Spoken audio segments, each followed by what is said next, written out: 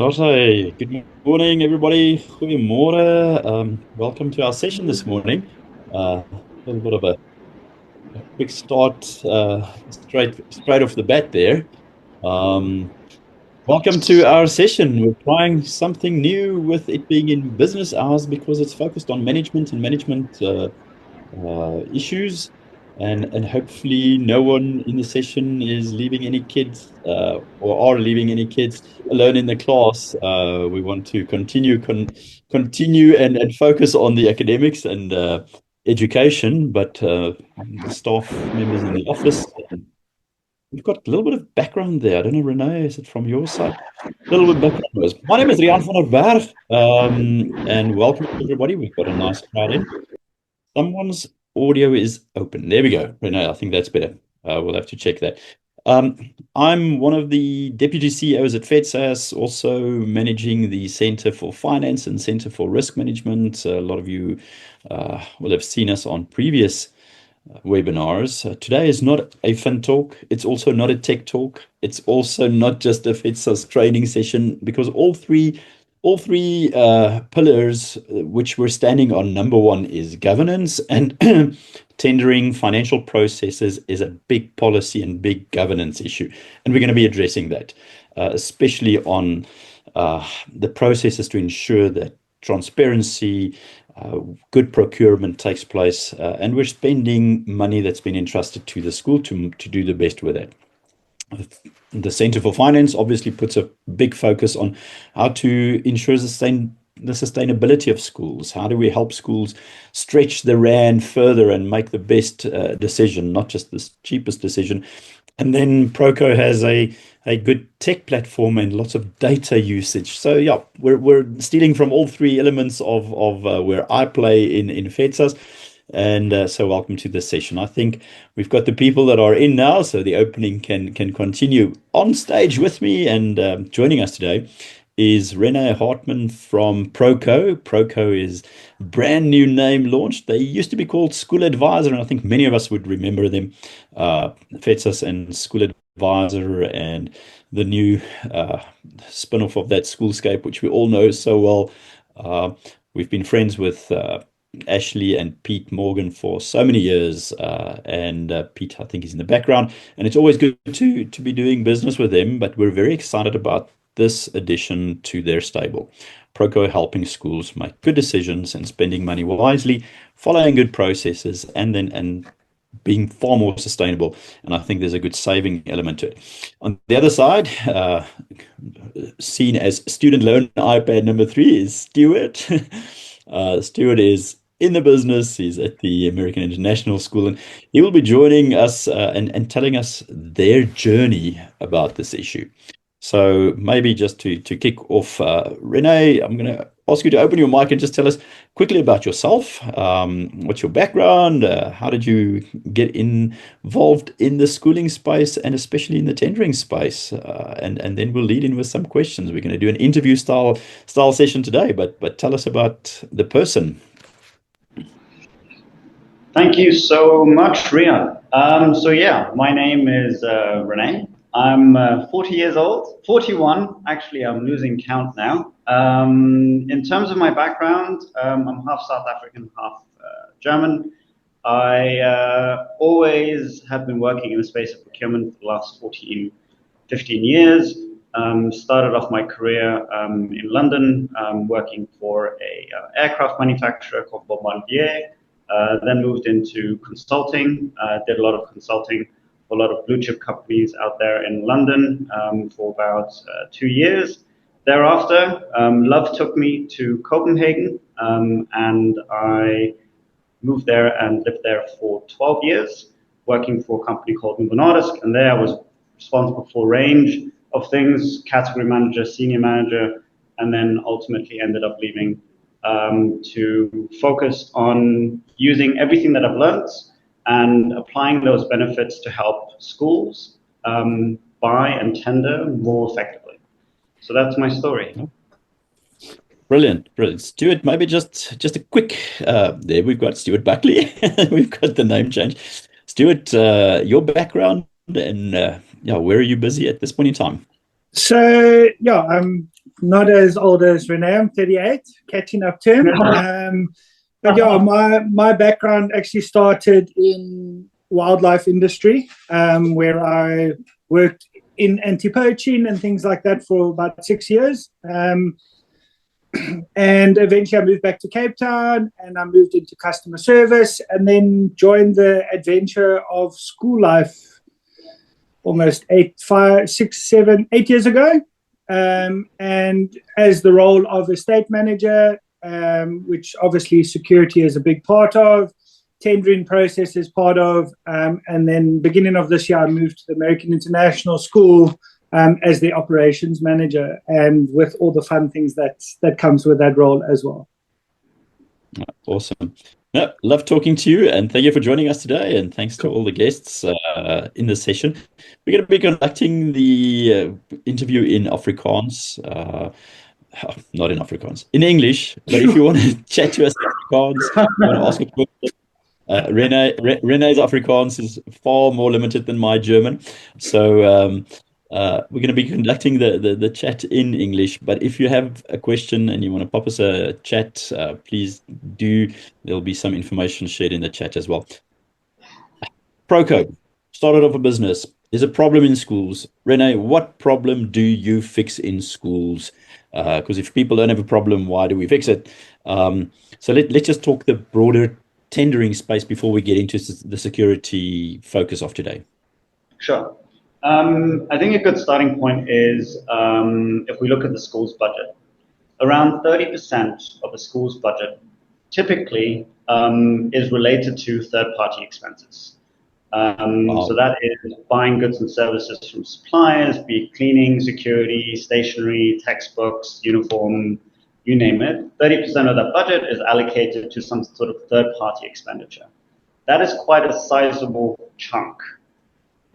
What we have seen, what we have observed is schools unfortunately do not necessarily have the resources, the expertise to manage that spend effectively. The first component of managing that spend effectively is to run competitive bidding processes. And that is where Proco comes in, enabling schools to run a procurement process or tender process as if they were a procurement professional in a completely automated fashion. That allows them not only to speak to many more suppliers than they would otherwise do if they were doing it themselves. What we've seen, schools resort to your 3-4 quotes, but there's a problem with that. You don't speak to enough suppliers. So getting access to more suppliers. Number 2 is evaluating suppliers using data. We don't want to make important purchasing decisions, especially if you think how much money is at play, but also the impact of making a wrong cleaning decision, for example. Operationally, it can have quite profound impact on the school. So you never want to make a decision based on guts. You want to make a decision based on data. So we enable schools to really get to the bottom, get to the hood of how well and how capable various suppliers are. And then, of course, there's the competitive component, the costing component. In there as well. Running a competitive bidding process allows you to save money, which allows you to free up cash to reinvest back into education, where that money should actually belong. So that's the essence of procurement and Proco. Wow. Just want to reiterate, 30% of school budgets roughly spent on third parties.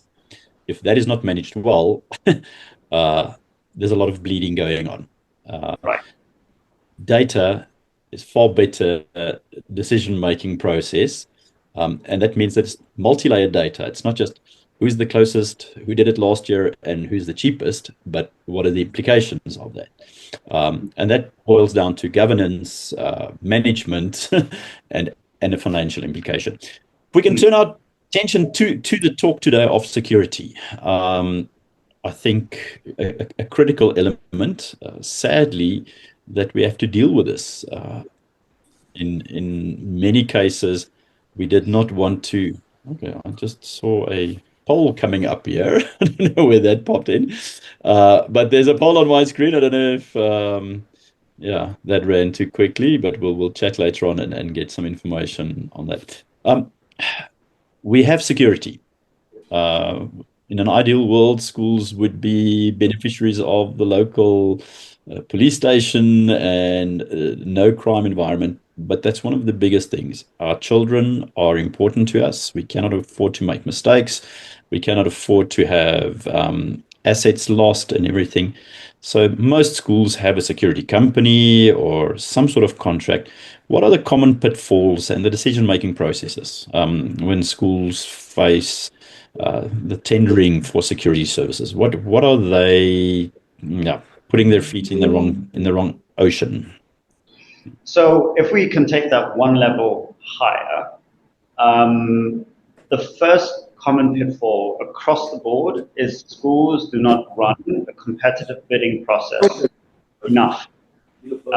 Even if a supplier is very good and you've got good relations with them, we do find that schools continue with that relation unabated without testing the market on a periodic basis. And I think finance managers, bursars have a responsibility to ensure that budget is managed effectively. Even if you have a good relationship with the supplier, that you don't want that supplier to become complacent. Go out to market every 3 to 4 years to ensure what you're getting is actually the best bang for your buck and the best possible suppliers out there in the market, especially in the security landscape.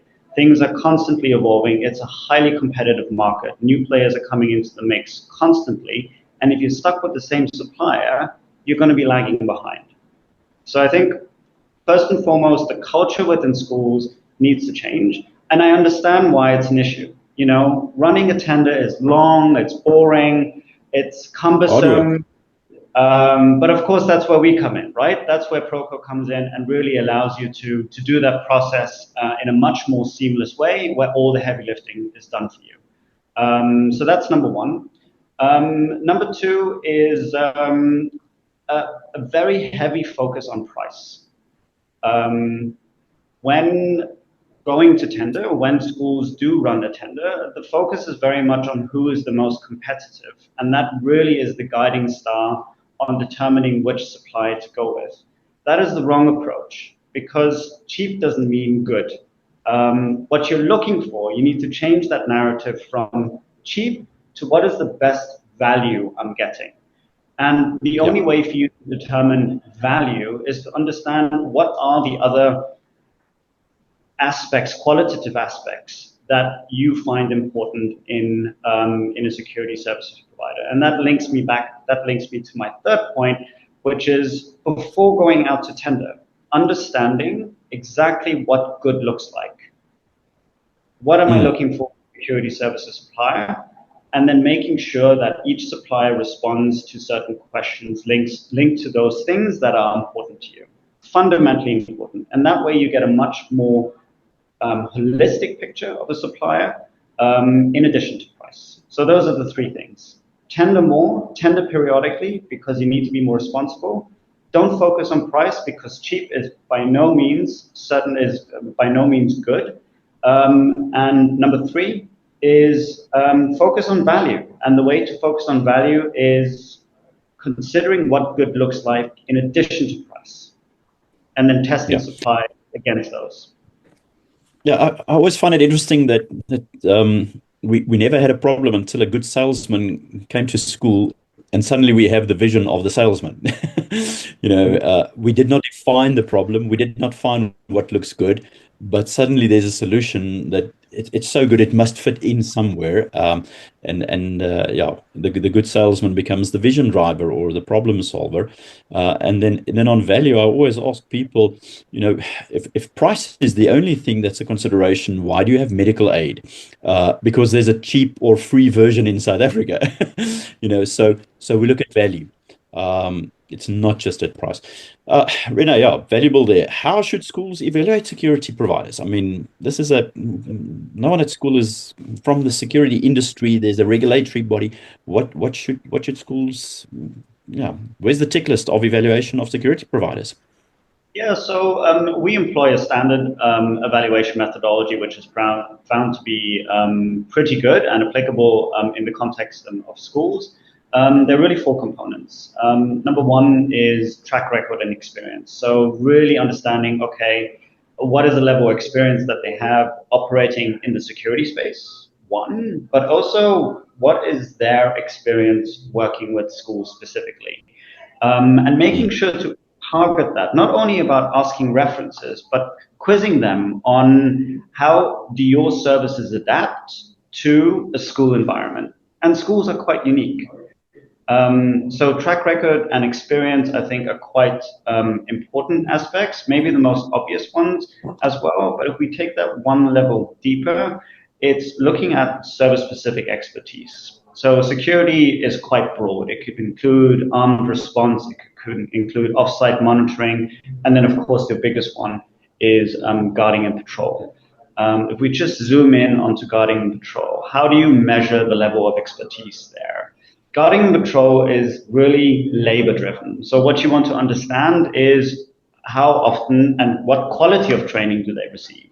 Is it done periodically? Is motivation at the company high? Is the attrition rate? You don't want to employ a security company that, where people are quite unhappy. They won't be doing their jobs very well. So really getting to the root of that to really see, are the people there who are going to be on campus going to be motivated, are going to be sufficiently trained, and able to do the job well done. The third component is, am I out of time? No, go for it. Go for it. Yeah, I'm just agreeing with you. Okay. The third component is customer service. Super important. We know what salespeople are like. I can't claim to be one, but they always sell you a good game. And then ultimately, when it comes to operations, communication between sales, there's something often falls in between two gaps. What you've communicated in the sales process is not necessarily carried over into operations, and then you're stuck with that. So really testing, one, the transition from sales to operation, but also understanding how their customer service organization operates. Do they have a 24-hour call center? Is it WhatsApp messages? Really going into the teeth of those things. And then last but not least is risk management.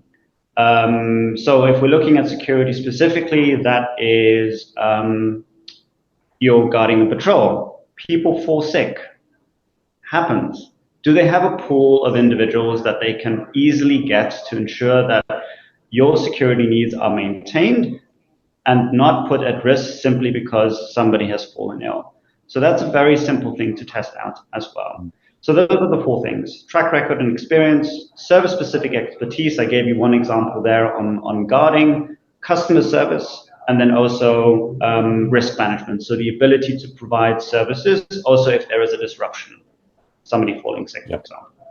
Yeah, I would imagine, understanding your context as well.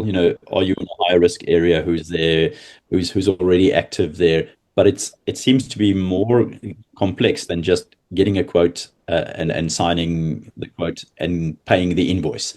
There's a lot more understanding of the nature of security. Maybe a last question before we jump into getting Stuart's input here is, if you would say what we have to look at a contract, and the contract comes with a lot of fine print. And sometimes we just edit what's in the contract. But what should be there that might be missing? What are the key terms, the key elements that we should be looking at in a security tender? Yeah. So first and foremost, if you can, go out and run a tender on your own terms. ChatGPT is available nowadays. You guys can create your own contracts. You guys do have a sense of what's important for you. When you do run a tender, go out to market saying, we will be contracting under these terms. If you don't do that, you're not anchoring. And that means you lose your negotiation leverage. When you ultimately appoint a supplier, you'll be then dealing with the supplier's terms and conditions, or at least having a fight about whose terms and conditions apply. If you go out to tender, make sure, if you have your own terms and conditions, and I urge you to create them now, say that award will be based on our terms, not the suppliers. So that's mistake number one. So if you can, use your own terms. But just off the top of my head, very, very important. If you look at supply terms, for example, there are very few instances on how to effectively manage your supplier. You need to have supplier management aspects built into the contract. That includes an expectation on how frequently you will have customer service meetings, and also what are the key performance indicators on what good looks like. These need to be objective, these need to be measurable. And three, what happens when the supplier does not perform? What remedies does the school have if the supplier does not perform? That could be in addition to termination, which is really a loss for both, but you want something in between. So penalties is also a really good factor. It doesn't need to be super high penalties, but even if it's just 0.25% of the monthly invoice, it's enough to hurt. Money talks. So yeah, I think those things are very important. To wrap up, don't use supply terms. Use your own terms when you run a tender. Ensuring that you have performance elements, performance management aspects in there, frequency of customer service, customer review meetings, as well as how you will be measuring your supplies based on objective criteria. Okay. I've got another question for you, but I'm going to park that one a little bit because I think we're entering into the world where Stuart lives and breathes, in a sense of we've got problems at school. Stuart, I just want to connect the dots again. You're not a teacher. You're not a past teacher. You come from the adventure world and who knows what else. And now you're in operations, which is already a step that a lot of schools do not take. The deputy head of something becomes the operations manager and that sort of thing. So maybe it's a luxury that the American International School has. But yeah, that's already a frame to say we're thinking differently with focused skill and knowledge on this. Now, bringing that to the party, what possibly prompted you as a school in Cape Town to review and rethink security? Is it a wide security, everything included? Is it segments of security? Yeah. So we were with our previous service supplier for 8 years, and we just found that those levels weren't being met. They got comfortable. Yes, they were ticking the boxes of having guards present. You would have a meeting and there's no kind of accountability. You know, the original contract just got extended and minimal increase, which obviously a lot of people generally are happy with, a 3 or 4 or 5% increase, which means actually we can't afford a 10%. Let's not even bother looking anywhere else. We get in a good price.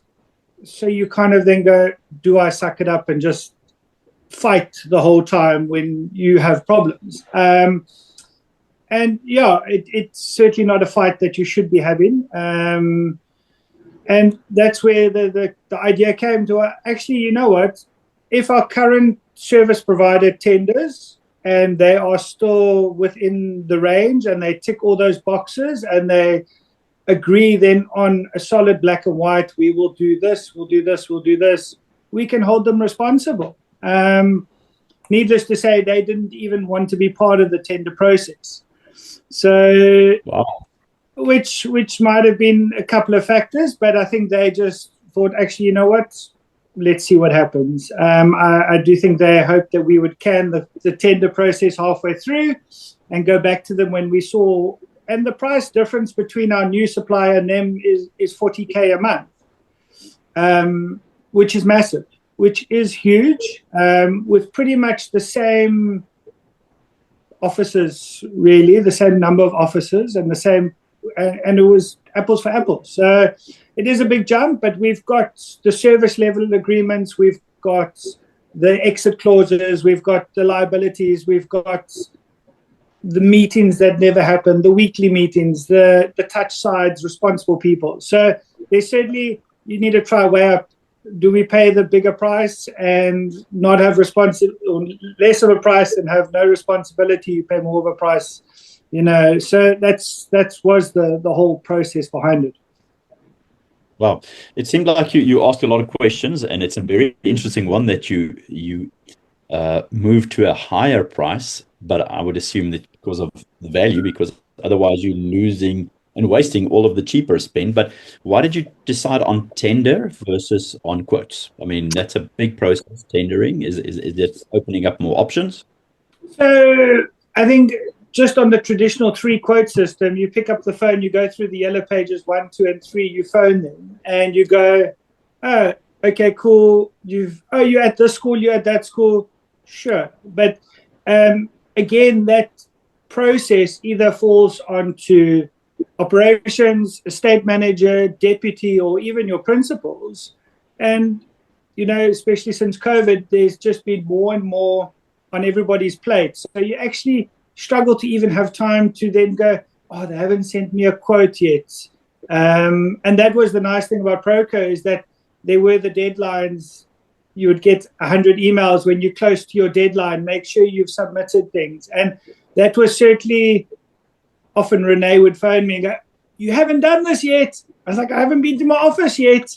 So, and that does help that you've got a much bigger pool of fish to kind of look at. And certainly that they do already tick those boxes. Are they ex-big? Do they have this kind of resources? Are they in schools? And that automatically filters out the ones that don't make the where I could have phoned 3 people in the yellow pages and none of them had any school experience, and I would have wasted all that time having a meeting, having a walk around. Yeah, so that certainly saved us a lot. The 3-quote system, it's a big tender. And often, depending on policies, financial policies, tendering for such a huge monthly amount is probably the better way, where we know some limits are 1 quote under 5K, 2 quotes under 10K, and 3 quotes under 15K. So it does give you that bit of comfort that you've followed an extra process to safeguard yourself. If you're signing off something for 150K a month, that we interviewed 10 people. We had 15 people's names down. They ticked X, X, X, X, X. And we've got a way to get out at the end of the day. No, it's interesting that you allude to that, and I know that René has a question or two for you in the process that you guys went through, and it's interesting you said he chased you, but I'm going to let him chase. The 3 quotes. Sorry, René. 3 quotes could possibly be malicious compliance. It's not the best for the school, but it's just what you're saying is we're busy. Let's get 3 quotes because it's a policy thing, and it's somehow just a tick box exercise, but not necessarily the best for the school. Did I hear you right? Okay. René, you often don't also even go with the cheapest quote. And that's sometimes the flaw in the 3-quote system. A lot of our department schools want 3 quotes to say you've done due diligence, but you can't always go with the cheapest guy either. So you're then wasting 2 other people's time generally, where you've already got your preferred supplier for, let's use like plumbing for argument's sake. You've got your preferred guy. He knows the whole school layout. We're 99% going to go with him, but we've got to waste another 2 people's time to tick that box. So the 3-quote system is good. I think the limits are very low. But that's, again, the safeguarding of your principal, safeguarding of your financial department. And the tender process, then you've got extra text that self-guard yourself, that you've done that extra step almost. René. Cool. So Stuart, what specs of this, what do you think are the minimum specifications a school should have in place before running a tender process for security services? So I think if you need to look at what you've got on the ground, I think you need to invite people from outside as well to come look what you've got. And that sometimes I found was nice when we eventually got through the tender process, that we had the various companies coming to do a walk around. And even though we had specified XYZ in the tender process, the conversation was, quote me on that, But you can also say, oh, but you actually need an extra person here or an extra point here. I think getting an understanding on what level your officers are as well.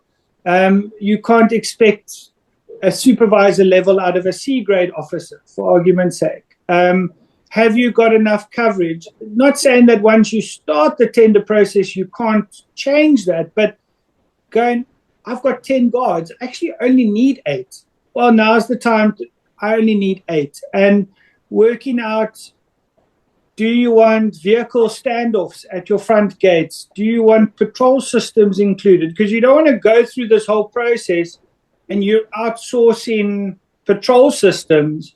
Meanwhile, your supplier has got it included in their services they can do, because then you're paying X to your supplier and another X to an outsource, which could be all in one.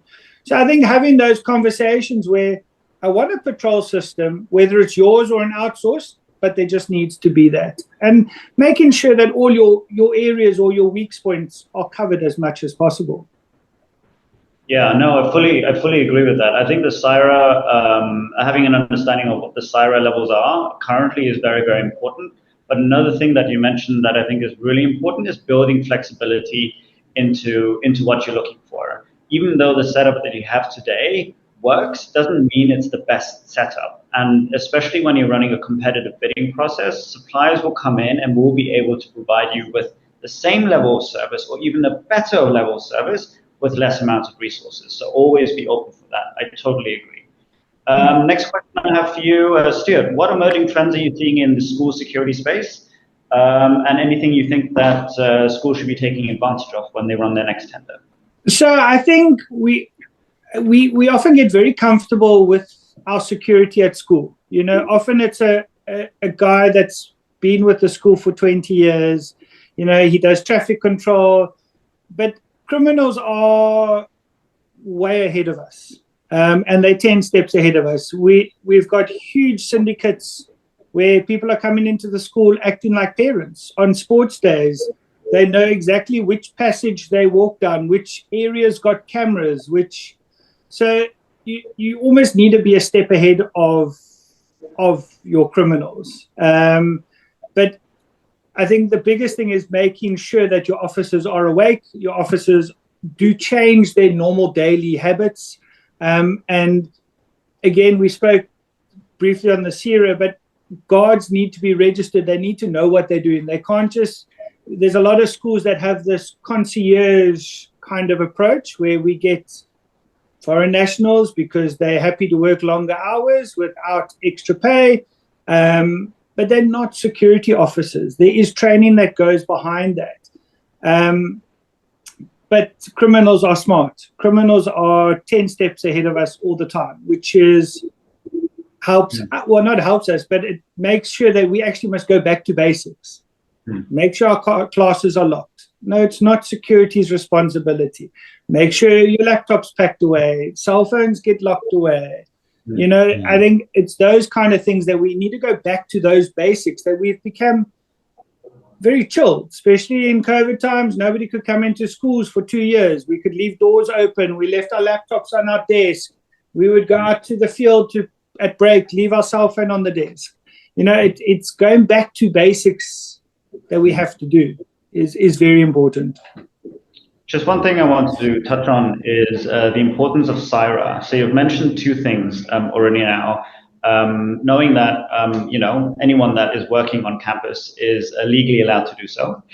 And number 2 is that they have received sufficient training or adequate training to perform security services. Are there any other reasons you can think of why a school should focus on using SIRA companies rather than non-SIRA companies?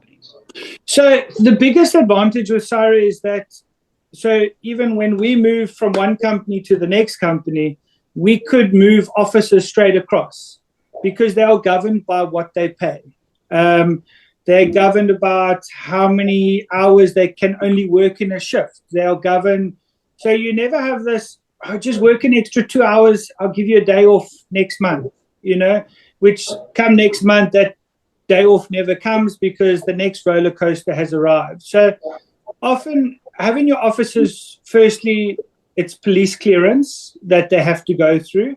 You know that your officer, look, you can get a police clearance and commit a crime very shortly afterwards, but they've at least gone to have those checks in place. There is formalized training behind the expectations of a security officer. So that certainly helps you that if there's a break-in, my guards are registered. My company is registered. They have followed, and the same when you eventually have officers toy-toying outside your workplace. No, we followed what is governed to you by CIRA. And it's the same where you want to buy products that are SABS approved. There's a standard that gets followed throughout, which means there's no, oh, but I need X for overtime. No, you are governed by X for overtime.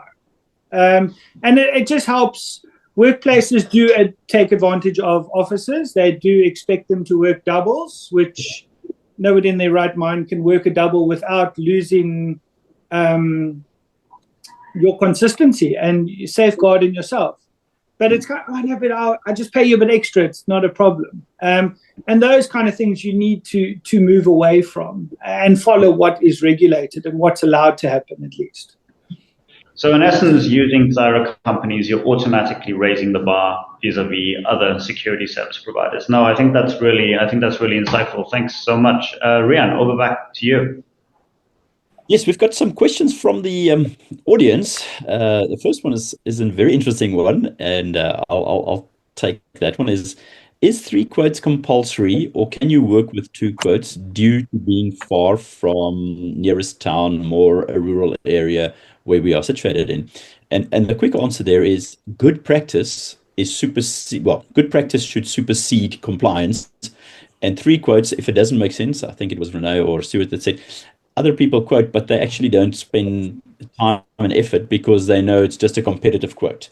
Our policy says 3 quotes, minimum of 3 quotes, but do the best you can. But unless it's a specialized field and there are no more than 2 people available to quote, 2 companies that are available, and then the finance committee as well as the SGB, the governing structure says, guys, we must deviate from our standard procedure, but we must do the best. So let's get 2 quotes because there's no possibility for that. I see Stuart nodding his head.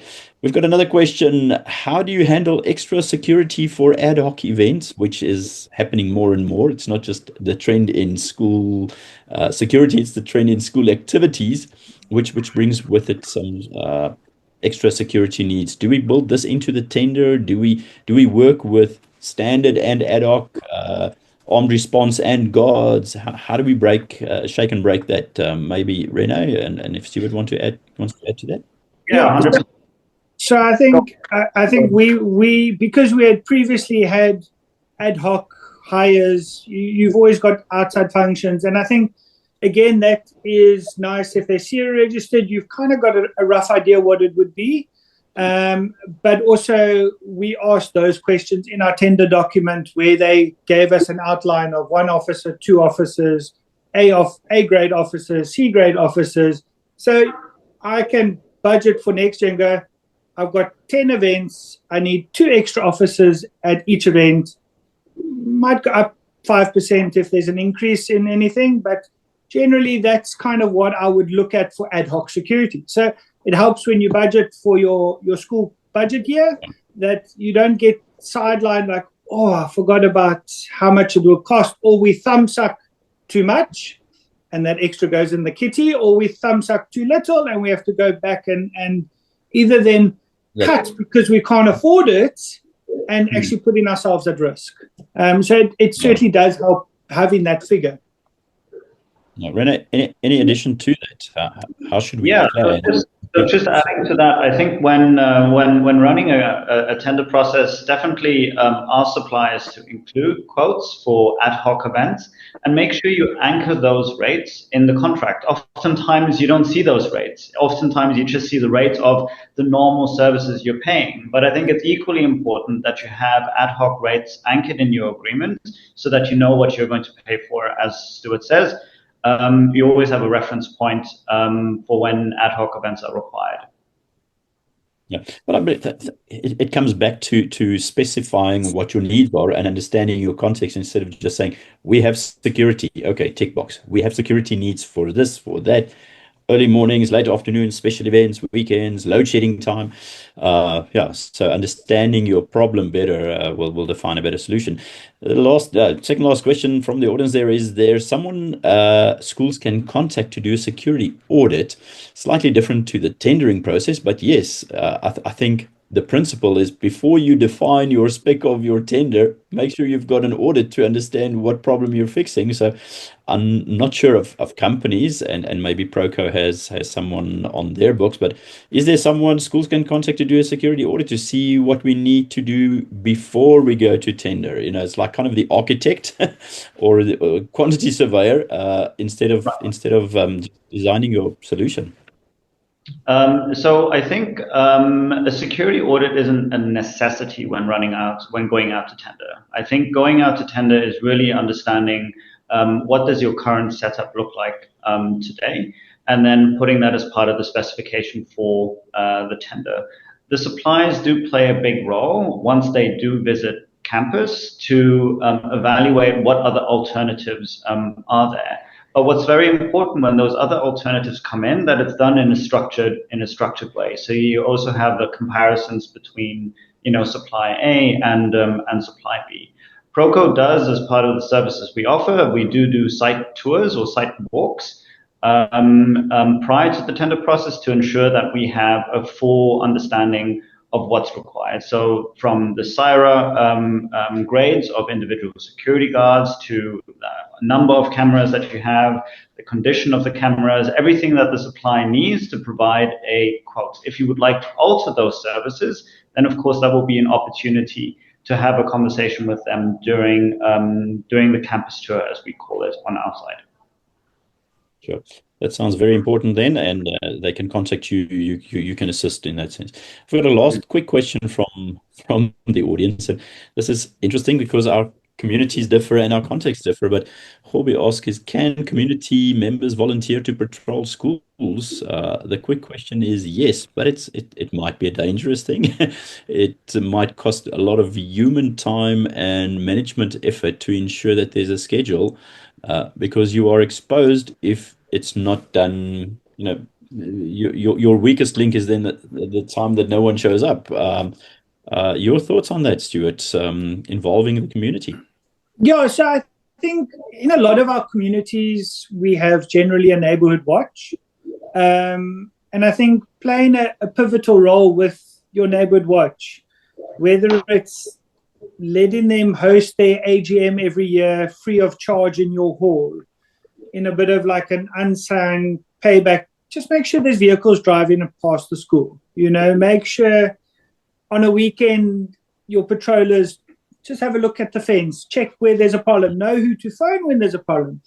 Physical full-time patrolling, I wouldn't leave that to volunteers. And even officers now, I often tell them, somebody jumps over the fence and threatens your life, run away.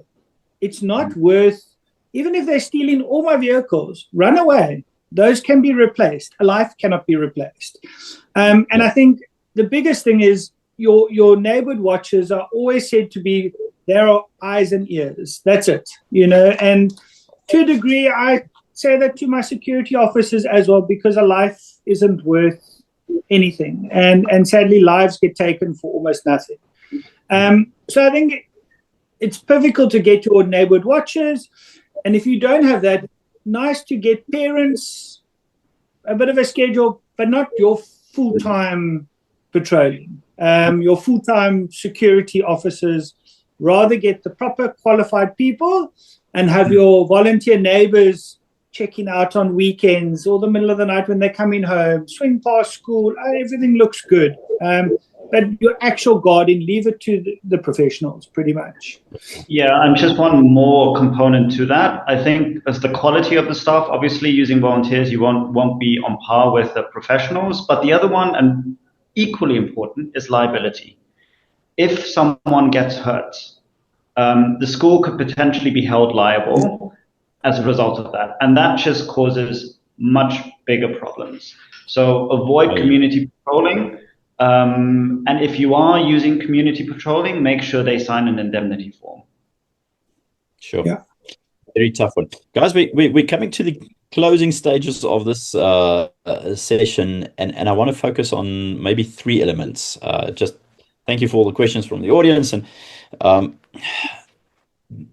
saving money. I think it's an important thing for schools. And I will ask Stuart as well as René a two-pronged question. Stuart, you're talking about the money that you're paying, but how did you get to a saving, and not saving in cash flow, but saving in increasing the value that you pay for? What are the areas, specific areas where cost savings were achieved through tendering? Is it just knowledge? Is it just value? But is there an area of cost saving? And I want to add that, René, to the question of when you tender, security-wise, there's the armed response and then there's the guards. Do we use two companies and make them compete to each other, or is there a benefit in bundling those together? But yeah, maybe Stuart, just tell us where the savings were. So it's so difficult, especially in our case where we'd been with the same people for so long that there was almost lower than normal increases. So we were expecting a big jump.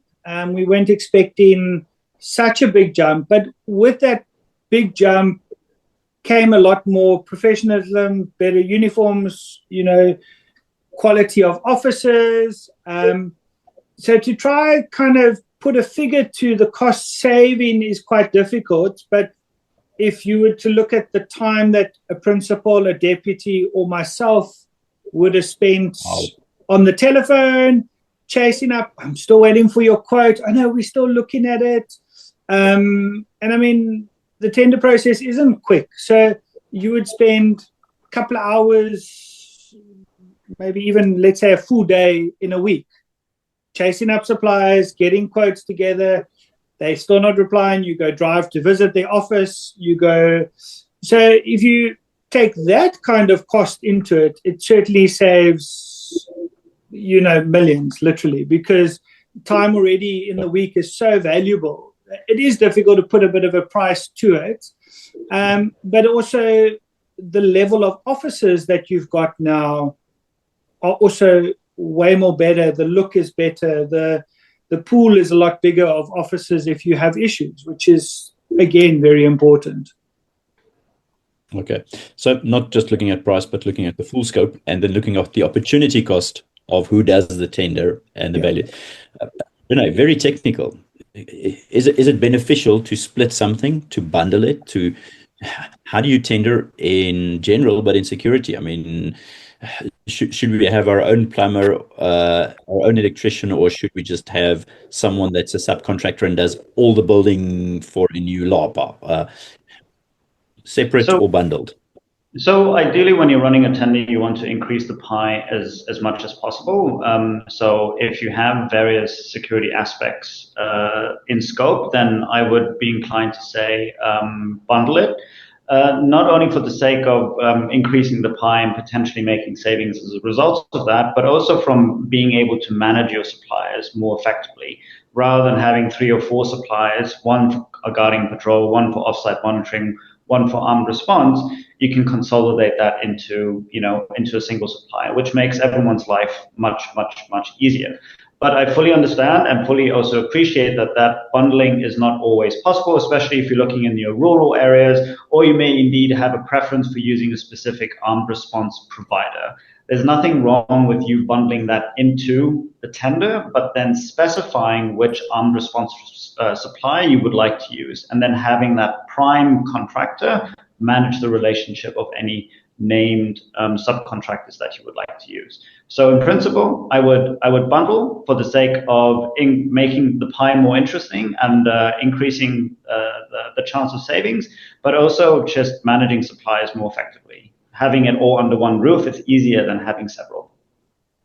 Yeah, I just wanted to jump in there. So there was always at one stage you wanted to have a separate armed response to your guarding. For a long time, there was this idea that one would watch the other one. If there was an activation, then you would have two separate entities coming to see what's the problem. If you had the same entity together, then they kind of in cahoots. But that's generally changed because often your areas close to your school, there is only one armed response company or two armed response companies, and either one of those two, only one of them offer guarding. And then you get in guarding companies from far out of your area, which then makes response time longer, replacement staff, things like that. But generally, it's now kind of also, if you got one, like René says, a bigger pie, you can also kind of say, well, give us a better price. You're doing a one-stop shop with us. Yeah. It's not three different supervisors or something like that. That makes sense. I've got two last points that I want to deal with before we close, and if there are any questions from the audience, and if we can put maybe Proco's contact details or websites in the chat so that people can just take the discussion further. The first one is, how do you use technology? Number one, in the Proco process, René, maybe you can help us out. Data-driven, technology-driven, report-driven. I saw some of your reports that shows the saving, that shows the process followed. So how do you use, I think there's a big technological engine behind the process, and we've not touched on that. And then Stuart, maybe as a last resort from your side, but let's René also. I'll hijack you with that question afterwards. How do you use technology, and even in security space, but in your Proco space? So I can't comment on the security space specifically, but what I can talk about is the tender platform that we've developed. So it's a platform that we have developed that really takes the school through a robust and compliant procurement process.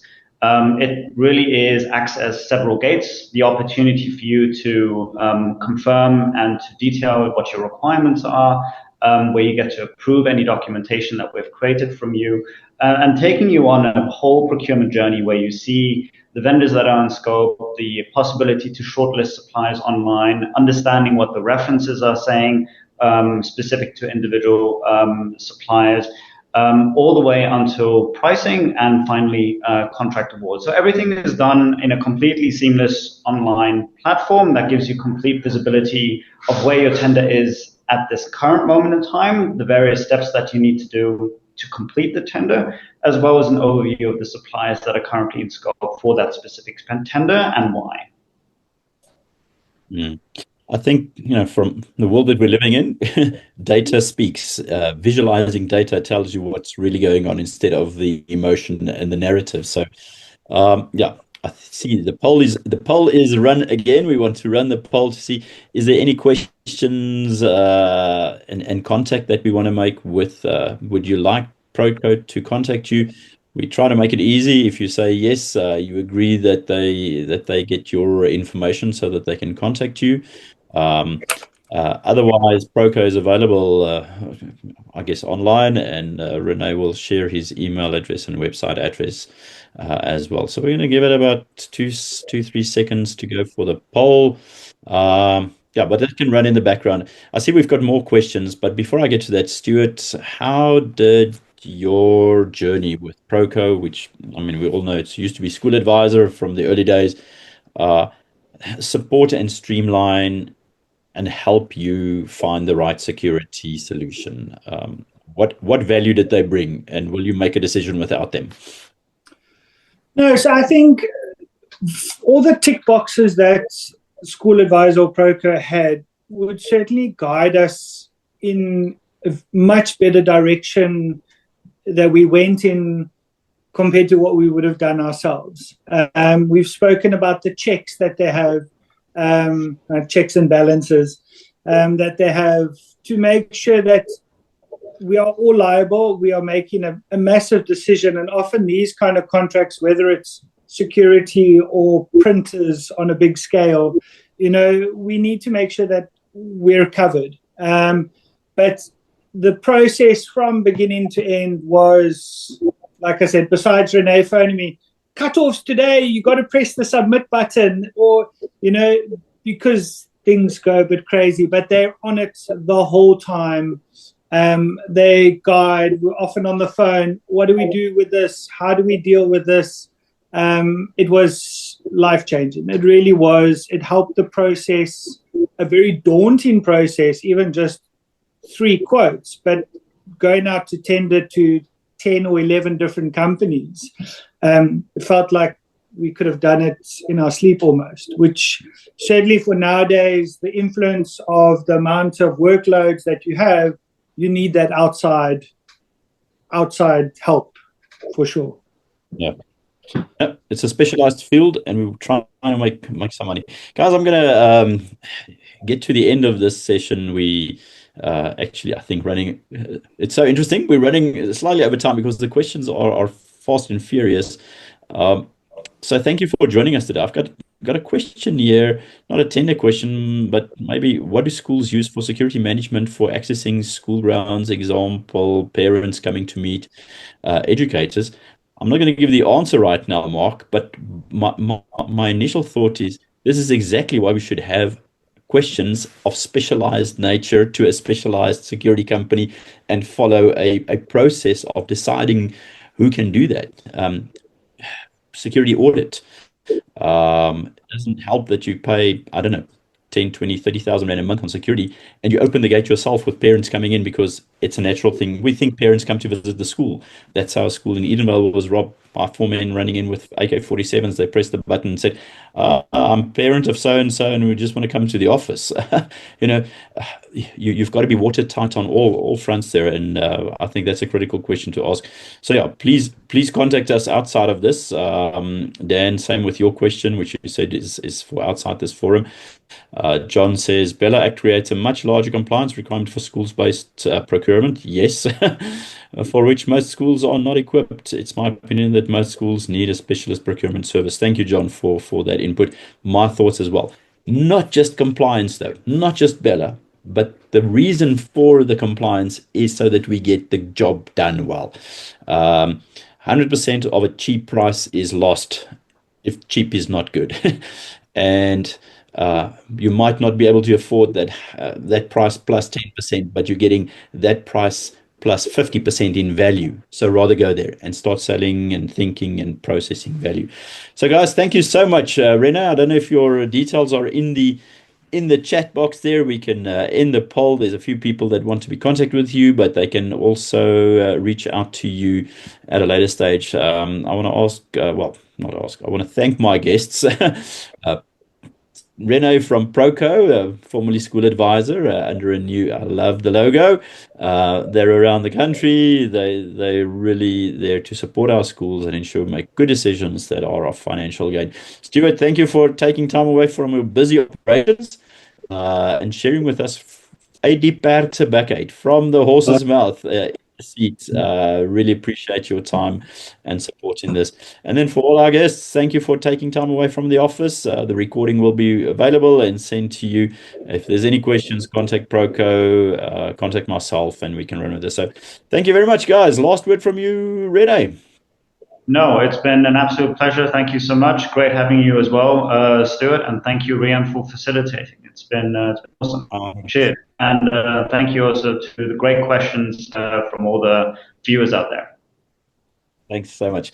Guys, have a great day. Tomorrow's Friday, so go out there and enjoy your weekend. Take care, guys. Yes. Bye.